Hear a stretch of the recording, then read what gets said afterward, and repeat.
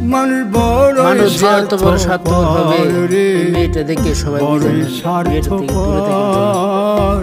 বুকের মাঝে জায়গা দিলে যতন কইরা ভাঙ্গে রে অন্তর।